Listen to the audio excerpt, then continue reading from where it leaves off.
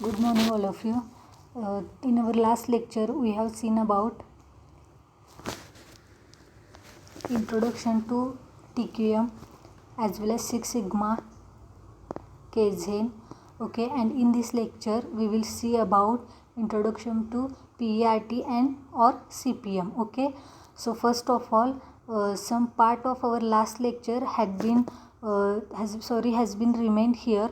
So first of all we will learn about it and then turn to our lecture. Okay, now let's see 3.4.2 steps in control process. Control प्रोसेसच्या ज्या काही steps असतील त्याच्या संदर्भात हा part आहे बघा. तर पहिला आहे control process is use to keep the control on the activities that are happening in an organisation or industry. मग कंट्रोल प्रोसेस म्हणजे नेमकं काय, तर कंट्रोल प्रोसेस म्हणजे दुसरं तिसरं काही नसून ज्या काही गोष्टी इंडस्ट्रीमध्ये किंवा ऑर्गनायझेशनमध्ये घडत असतात त्या गोष्टींना किंवा त्या प्रोसेसेसना कंट्रोलमध्ये आणण्याच्या प्रोसेसलाच कंट्रोल प्रोसेस असं म्हटलं जातं. मग पुढं बघा, following are the steps of controlling processes. मग ज्या काही कंट्रोलिंग प्रोसेसेस असतील त्यासाठी लागणाऱ्या ज्या स्टेप्स आहेत त्या आता आपल्याला खाली दिलेले आहेत बघा. पहिली स्टेप आहे, first step is to set the performance standards. सगळ्यात पहिली स्टेप आहे की परफॉर्मन्सचा जो काही स्टँडर्ड असणार आहे तो सेट करून घ्यायचा. सेकंड आहे बघा, second step focuses on the measurement of actual performance. मग सेकंड स्टेप काय करते तर ॲक्च्युअल परफॉर्मन्स जो असतो त्याच्या मेजरमेंटवरती फोकस करते. थर्ड स्टेप बघा, next step is comparing actual performance with standard. तर बघा पुढची जी स्टेप आहे ती काय करते तर ॲक्च्युअल परफॉर्मन्स आणि स्टँडर्ड म्हणजे जो काय ऑर्गनायझेशनने ठरवून दिलेला स्टँडर्ड आहे त्या दोन्हीमध्ये कम्पॅरिझन करते. नेक्स्ट बघा, fourth step is about analysing deviations. मग चौथी स्टेप काय करते तर जे काय डेव्हिएशन्स म्हणजे जे काय बदल आले असतील या सगळ्या गोष्टी झाल्यानंतर त्याचं ॲनालायझेशन करत असते म्हणजेच परीक्षण करत असते. आणि पाचवी स्टेप आहे बघा, once the deviation is detected next step is taking corrective action. आणि एकदा का लक्षात आलं की नेमका कोणत्या ठिकाणी किंवा कोणत्या बाबतीत बदल झालेला आहे त्यावेळी मग पुढची स्टेप घेतली जाते आणि ती म्हणजे करेक्टिव्ह ॲक्शन म्हणजे त्या संदर्भात असलेली योग्य कृती किंवा योग्य action. 3.5 controlling methods. Certain controlling methods are used to keep control over the activities taking place in an organization. तर बघा, कंट्रोलिंग मेथड्स म्हणजे सुद्धा इथं तोच अर्थ घेतलेला आहे की अशा काही निश्चित अशा कंट्रोलिंग मेथड्स असतात ज्या ऑर्गनायझेशनच्या काही ॲक्टिव्हिटीज असतात त्यांच्यावरती कंट्रोल करण्यासाठी वापरल्या जातात. मग बघा, the two main methods are. मग त्यातल्या सगळ्यात महत्त्वाच्या दोन मेथड्स किंवा दोन पद्धती बघा. First one is traditional and second one is modern. पहिली आहे पारंपरिक आणि दुसरी आहे आधुनिक. Traditional techniques or methods include. मग ट्रॅडिशनल टेक्निक्स किंवा मेथड्समध्ये कुठल्या कुठल्या गोष्टी समाविष्ट होतात बघा. पहिले आहे personal observation, second statistical reports, third one is breakeven analysis and the last one is budgetary control. Okay, या सगळ्या गोष्टींचा इथं समावेश होतो. म्हणजे हे काही जास्त डीपमध्ये जाण्याची गरज नाही, फक्त नावं माहिती असली तरी पुरेसं आहे.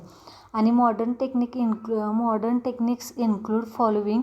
आणि मॉडर्न टेक्निक्समध्ये कुठल्या कुठल्या गोष्टी समाविष्ट होतात बघा. पहिली आहे return on investment, then ratio analysis, third one is responsibility accounting, fourth one is management audit, fifth one is PERT and CPM and the last one is management information system. Okay, 3.5.1 control over the performance in respect of quality, quantity of production, time and cost. तर बघा, quality is well known term to all of us. Quality ही आपल्याला सगळ्यांना चांगली माहीत असलेली गोष्ट आहे. ओके, म्हणजे चांगल्या पद्धतीने आपण ओळखतो क्वालिटी म्हणजे नेमकं काय. It carries ultimate importance in business. त्याचबरोबर या गोष्टीला किंवा क्वालिटी या शब्दाला किंवा हा जो शब्द ज्या गोष्टीला लागू होतो ती गोष्ट बिझनेसच्या दृष्टीनं किंवा बिझनेसमध्ये खूप महत्त्वाचा रोल निभावत असते. Quality of the product or quality of service is the main focus in the business. आणि ऑर्गनायझेशन और सर्व्हिस ऑर्गनायझेशन्स. तर बघा मग बिझनेस ऑर्गनायझेशन्स असतील किंवा सर्व्हिस ऑर्गनायझेशन्स असतील तर तिथं क्वालिटी हा जो शब्द आहे किंवा क्वालिटी ऑफ द प्रोडक्ट यावरती काय केले जातं किंवा क्वालिटी ऑफ सर्व्हिस यावरती जास्त फोकस केला जातो. Quality management is a process which ensures the quality of a product throughout its life cycle. तर बघा क्वालिटी मॅनेजमेंट म्हणजेच काय, तर quality management is a process, ही एक प्रोसेस आहे जी आपल्याला खात्री देते की पूर्ण लाईफटाईममध्ये तुमच्या प्रोडक्टची क्वालिटी आहे तशी राहील. पुढं बघा ॲडव्हान्टेजेस ऑफ क्वालिटी मॅनेजमेंट.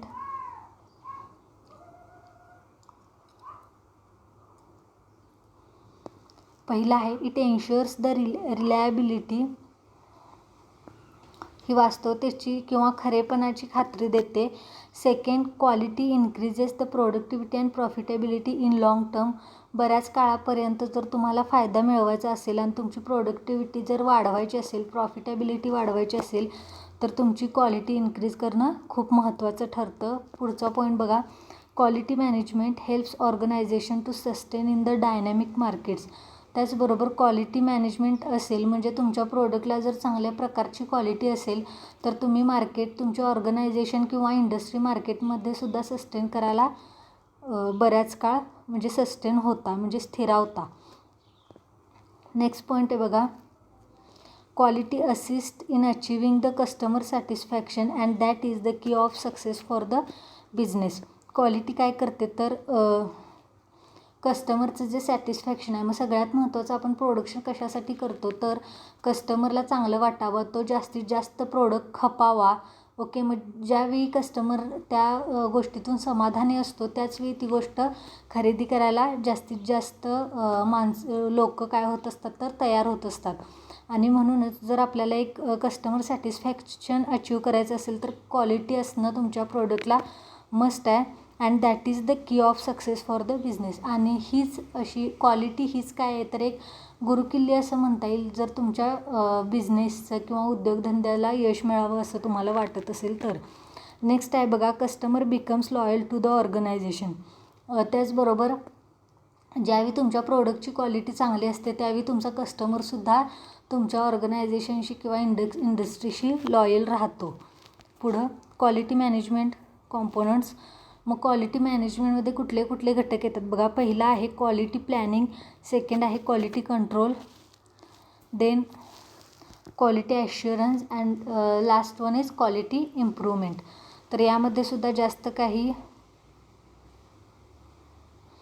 डीपमध्ये जाण्याची गरज नाही, फक्त कुठले कंपोनंट्स आहेत क्वालिटी मॅनेजमेंटमध्ये एवढं माहीत असणं गरजेचं आहे. पुढं बघा 3.5.1.1 डेफिनेशन ऑफ क्वालिटी. क्वालिटीची डेफिनेशन बघूयात.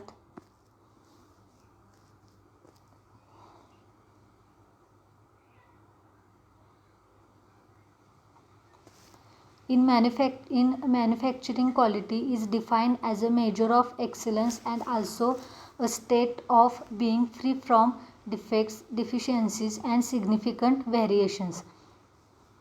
तर बघा मॅन्युफॅक्चरिंग करत असताना क्वालिटी हे काय केलं जातं, क्वालिटी कशा पद्धतीने आपण डिफाईन करू शकतो तर a measure of excellence. Okay, म्हणजे उत्कृष्टपणाचं प्रमाण. Okay, and also a state of being free from defects. त्याचबरोबर जी गोष्ट डिफेक्ट नाही आहे किंवा डिफेक्टिव्ह नाही आहे अशी गोष्ट म्हणजे क्वालिटेटिव्ह. त्याचबरोबर ज्या गोष्टीमध्ये डिफिशियन्सीज नाही आहेत म्हणजे कुठलीही कमतरता नाही आणि त्याचबरोबर सगळ्या बाजूंनी ती सिग्निफिकंट आहे म्हणजे सगळ्या गोष्टींचं ती समर्थन करते पण प्रोडक्ट एक नंबर आहे किंवा चांगला आहे, अशा वेळी आपण क्वालिटी डिफाईन करू शकतो. According to ISO 8400-1986 standards. मग ISOच्या मते 8402 1986चा जो त्यांनी स्टँडर्ड डेव्हलप केला होता. तर बघा, the definition of quality is the totality features and characteristics of a product or service that bears its ability to satisfy stated or implied needs. तर बघा मग क्वालिटीची जर डेफिनेशन करायची झाली तर कशा पद्धतीनं होईल तर the totality features and characteristics, सगळ्या ज्या काही गोष्टी एका कस्टमरला आवश्यक असतात किंवा हव्या असतात, मग त्यातली वैशिष्ट्य असतील, त्यातली कॅरेक्टरिस्टिक्स असतील, त्याचबरोबर तो प्रोडक्ट असेल किंवा त्याची सर्विस असेल, हे सगळं एकाच पॅकमध्ये तुम्हाला काय होतं तर अवेलेबल होतं. मग इथं तुम्ही बघू शकताय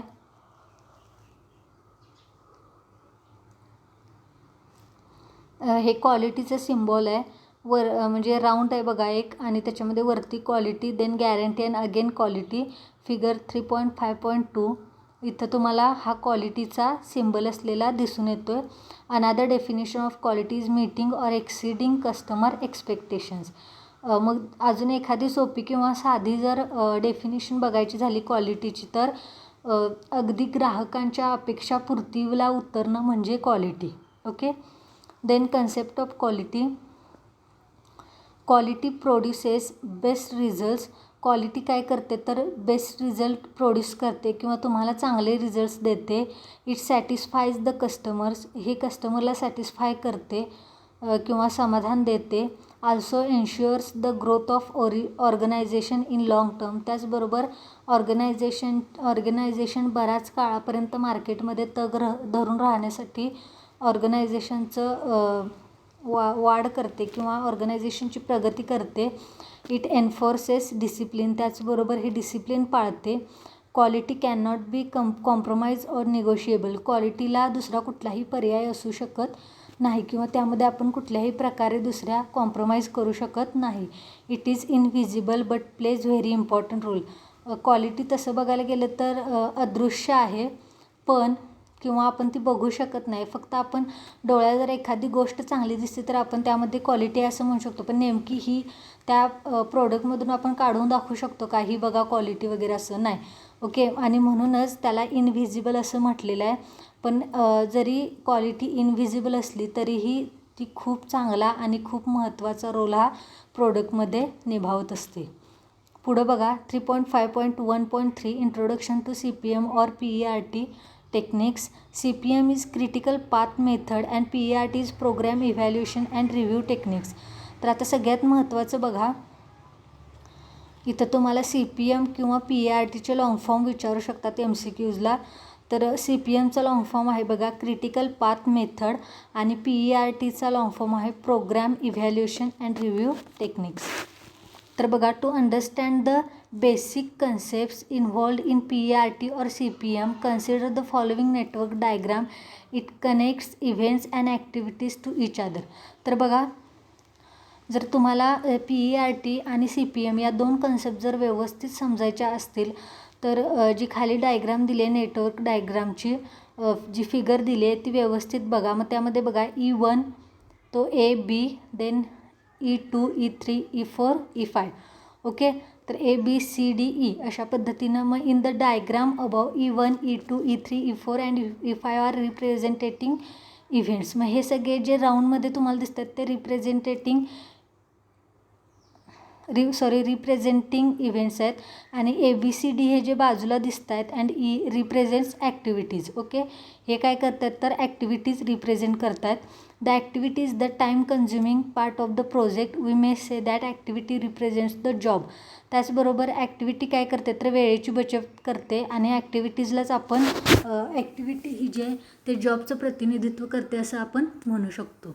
the event is also non as node and it represents the start or end of the project. त्याचबरोबर इव्हेंट याला आपण नोड असं सुद्धा म्हणू शकतो आणि हे कशाला रिप्रेझेंट करतं तर सुरुवात किंवा शेवट ऑफ दी आपला जो प्रकल्प आहे त्याचा. Okay. Activities are represented by arrows and events are shown by circles or rectangles. तर बघा, ॲक्टिव्हिटीज या कशानं दाखवलेल्या आहेत तर ॲरोजने, आणि जे इव्हेंट्स आहेत ते रेक्टँगल किंवा सर्कल या दोन सिम्बल्सने दाखवलेले आहेत. When activities are connected to the events it forms a network. आणि मग ज्यावेळी ॲक्टिव्हिटी या इव्हेंटला कनेक्ट होतात त्यावेळी ते काय होतं तर नेटवर्क तयार होतं. और we may say that network is collection of activities and events connected to each other. किंवा आपण असं सुद्धा म्हणू शकतो की नेटवर्क हे ॲक्टिव्हिटीजचं कलेक्शन आहे आणि इव्हेंट्स हे एकमेकांना कनेक्ट केलेले आहेत.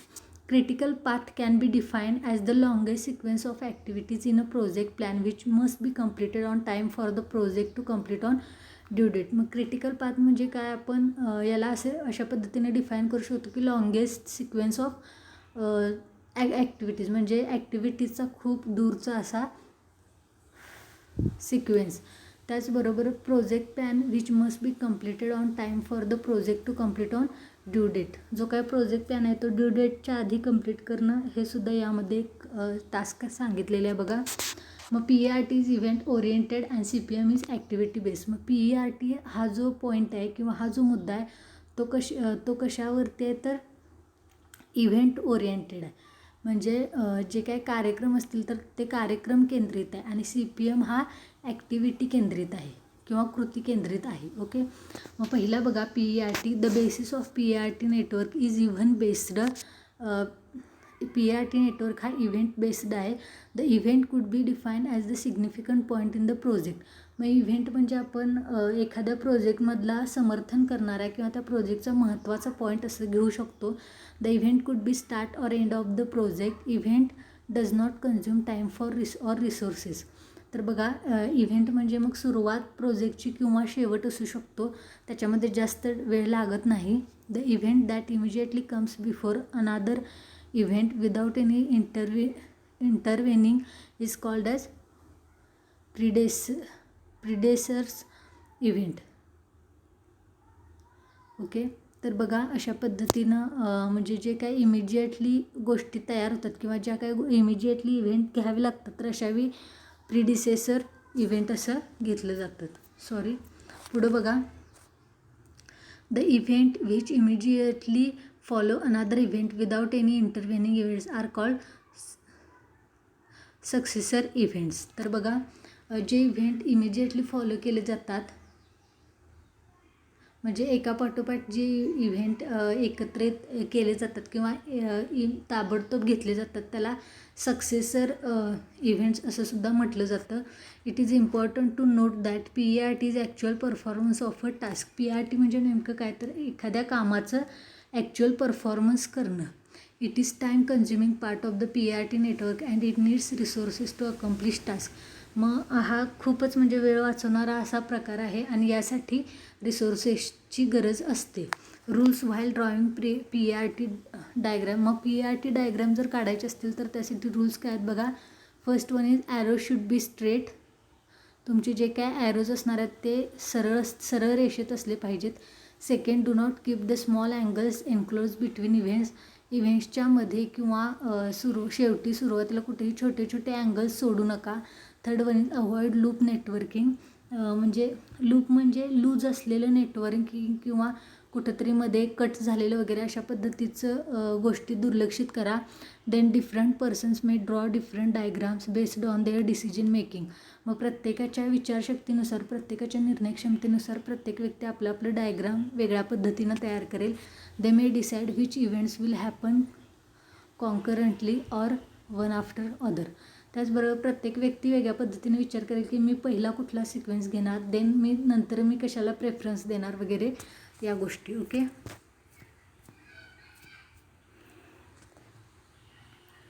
तर बघा PERT डायग्राम. मग इथं तुम्ही बघू शकताय की फिगर 3.5.4 PERT डायग्राम. मग याच्यामध्ये बघा 1 2 3 4 5 6 10 ओके 7 8 9. मग हे सिक्वेन्स तुम्हाला जसे वाटत आहेत म्हणजे जी व्यक्ती डायग्राम काढते त्या व्यक्तीनं त्या पद्धतीने इथं तुम्हाला ते डायग्राम काढायचे आहे बघा. सेकंड बघा CPM. PERT and CPM has got many points in common. मग PERT हा जो पॉईंट आहे त्यामध्ये आणि CPM यामध्ये बऱ्याच गोष्टी कॉमन दाखवलेल्या आहेत बघा. But following are few points which differ CPM from PERT. पण PERT आणि CPMमध्ये काही थोडा फरक आहे, तो खाली दिलेल्या पॉईंट्समधून आपल्याला लक्षात येईल. पहिला आहे CPM is based on activity. CPM ही ॲक्टिव्हिटी बेस्ड असते आणि CPM does not count uncertainties in project. त्याचबरोबर CPM ज्या काही अनसर्टन्टीज असतील किंवा ज्या पुढं घडणाऱ्या गोष्टी असतील तर त्या संदर्भात जास्त विचार करत नाही. In CPM time is related with cost. मग CPMमध्ये टाईम हे कशाशी रिलेटेड असतं तर कॉस्टशी किंवा मूल्याशी. Critical path method is a set of steps for using network analysis to identify those tasks which are on the critical path. मग critical path method कशासाठी वापरले तर अशा गोष्टींसाठी जे नेटवर्क ॲनालिसिसमध्ये असे टास्क आहेत जे थोडे क्रिटिकल आहेत. Critical path is the path of activities where any delay in the completion of this task will increase the delay in the project if an action is not taken.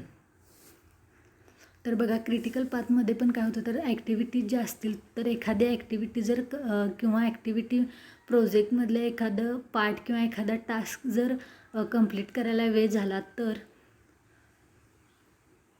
प्रोजेक्टमध्ये सुद्धा असणाऱ्या गोष्टींना जर वेळच्या वेळी ॲक्शन नाही घेतली तर प्रोजेक्टला सुद्धा डिले होण्याची शक्यता असते. आता CPM इज युजफुल फॉर्म. आता CPM हे कशासाठी युजफुल आहे बघा तर पहिला आहे identifying task which should be completed on time for the entire project to be completed on time.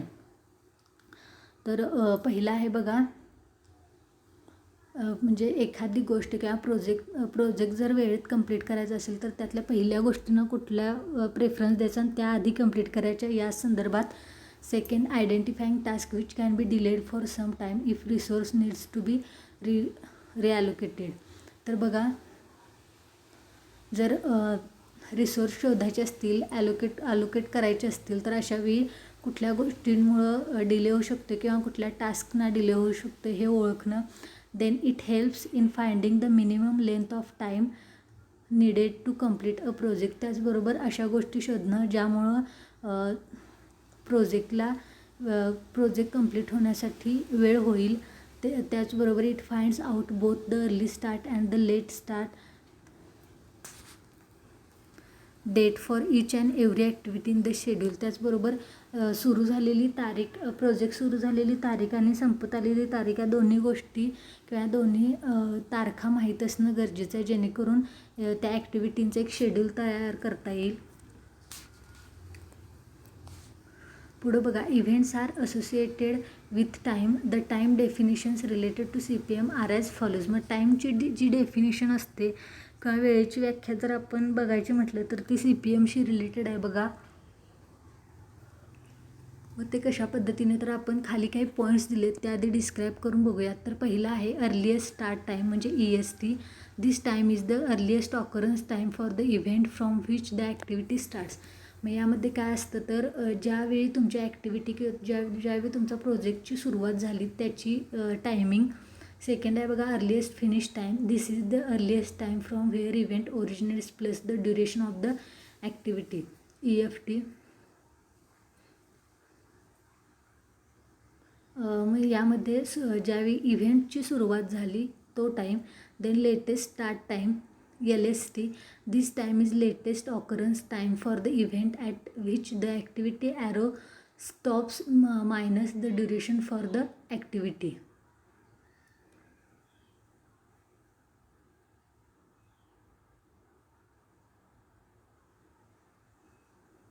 तर यामध्ये ॲक्टिव्हिटीचं जे काही ड्युरेशन आहे ते कशा पद्धतीनं स्टॉप झालं किंवा मायनस झालं हे यामध्ये सांगितलं जातं. आणि लास्ट आहे बघा latest finish time LFT. This time is the latest occurrence time for the node at which the activity arrows terminates or stops.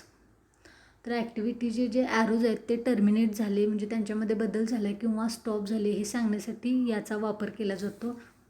पुढं बघा 3.6 मेजरिंग परफॉर्मन्स.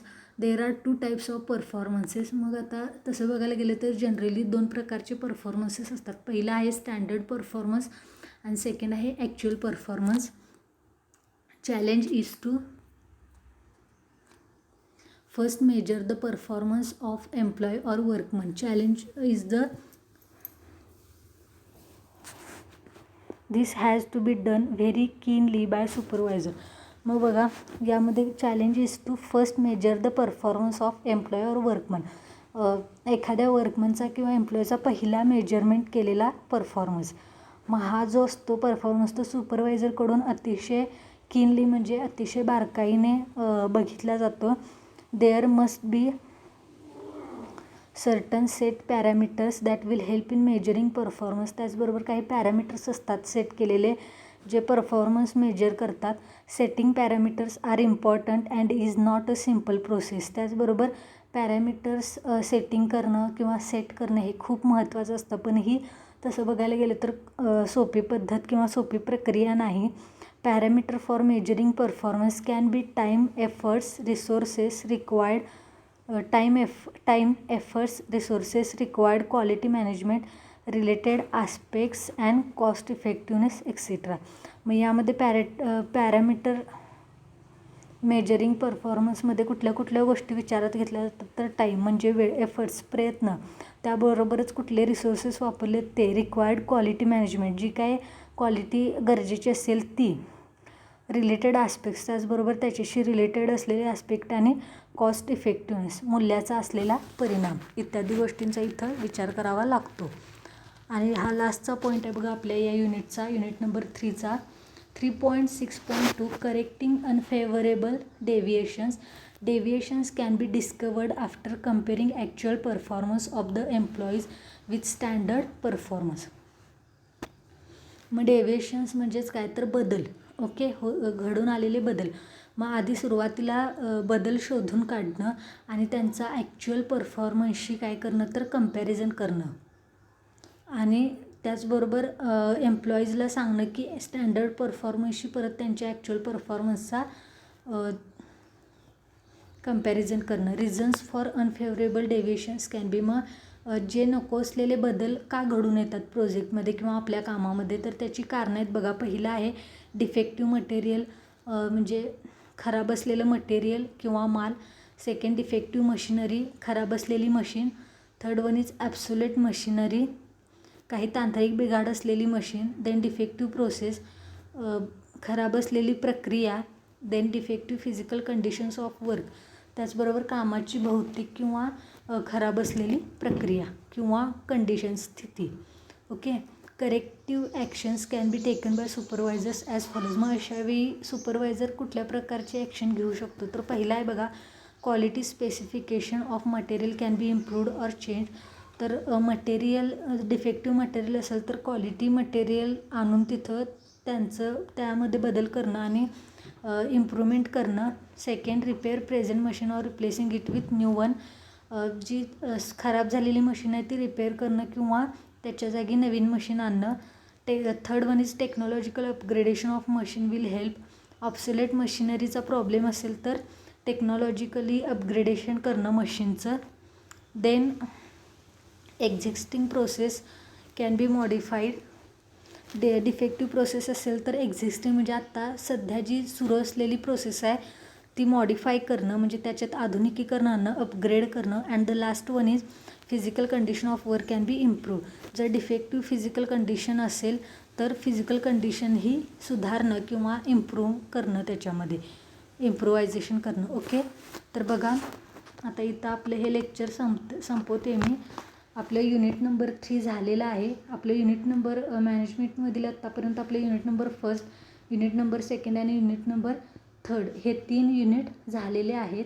ओके. तर या तिन्ही युनिटच्या संदर्भात कुणाला काय प्रॉब्लेम असेल, कुणाला काय एक्स्ट्रा माहिती हवी असेल तर तुम्ही मला कॉल करू शकताय किंवा व्हॉट्सअपला मेसेज टाकू शकताय. ओके. जर लेक्चरमध्ये काय प्रॉब्लेम असेल तरीसुद्धा तुम्ही मला सांगू शकताय. ओके. अँड आय होप तुम्हाला हे 3रं युनिट पण व्यवस्थित समजलं असेल. जसे पहिले 2 समजलेत तरीही काही क्वेरीज असतील, काही डाऊट्स असतील तर you can ask me personally or on WhatsApp. Okay. Thank you.